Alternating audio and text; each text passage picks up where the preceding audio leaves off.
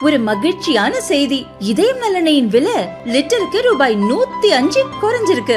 September 2023ல 1 litre இதயம் நலனையின் அதிகபட்ச விலை ரூபாய் 503. ஆனா இப்ப 1 லிட்டர் இதயம் நலனையின் விலை ரூபாய் 398 மட்டும்தான் தமிழ்நாட்டுல. அப்ப இனிமே எல்லாரும் இதயம் நலனை வாங்கலாம் இல்ல?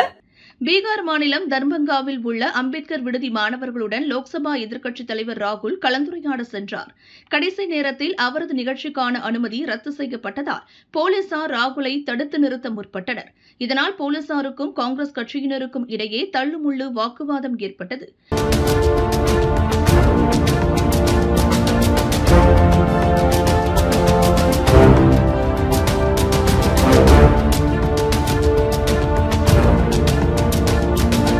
அப்போது பேசிய ராகுல், பீகாரில் உள்ள டபுள் இன்ஜின் ஏமாற்றுக்கார அரசு அம்பேத்கர் விடுதியில் உள்ள தாழ்த்தப்பட்ட மற்றும் பிற்படுத்தப்பட்ட மாணவர்களுடன் நான் பேசுவதை தடுக்கிறது.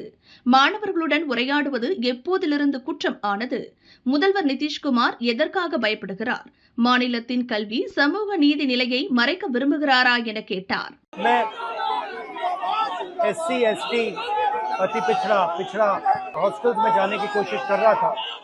आपसे बात करने की कोशिश कर रहा था और यहाँ पे सरकार ने रोक रखा है। ये देखिए सामने क्या तमाशा हो रहा है। गेट खोलिए पहले राहुल जी को बाहर निकालने दीजिए। वहाँ नहीं जा रहे और कहीं जा रहे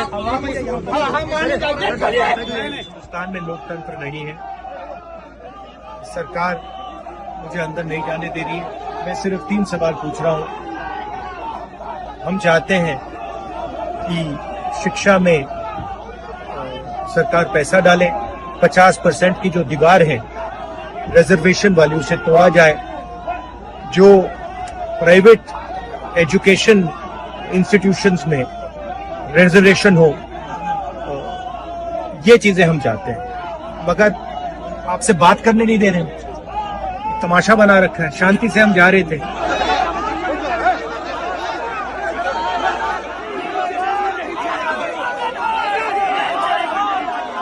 चाहते हैं कि मैं आपसे ना मिलूं, आपकी जो मांगे हैं वो ना उठाऊं, मगर रोका नहीं जा सकता। காரிலிருந்து இறங்கிய ராகுல் போலீஸ் தடையை மீறி நடந்து சென்று அம்பேத்கர் விடுதி மாணவர்களை சந்தித்தார்.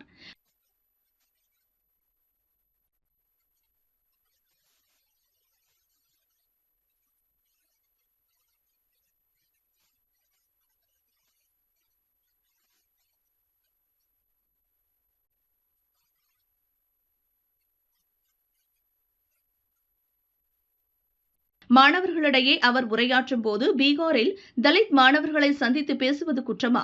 எதற்காக மாநில அரசு எங்களை தடுக்க முயன்றது? மாணவர்களின் ஆதரவு எனக்கு இருப்பதால் என்னை தடுக்க முயன்று தோல்வியடைந்து விட்டனர். இடஒதுக்கீடு 50% என்ற வரம்பை உடைக்க வேண்டும். தனியார் கல்வி நிறுவனங்களிலும் இடஒதுக்கீடு வேண்டும். அதற்காக போராடுவோம். ஜாதிவாரி கணக்கெடுப்பு நடத்த வேண்டும் என பார்லிமெண்டில் பிரதமரிடம் சொன்னோம். பொதுமக்களின் அழுத்தம் காரணமாக பிரதமர் மோடி அதற்கான அறிவிப்பை வெளியிட்டார். இந்த அரசு உங்களுக்கானது அல்ல, அதானி அம்பானிக்கானது.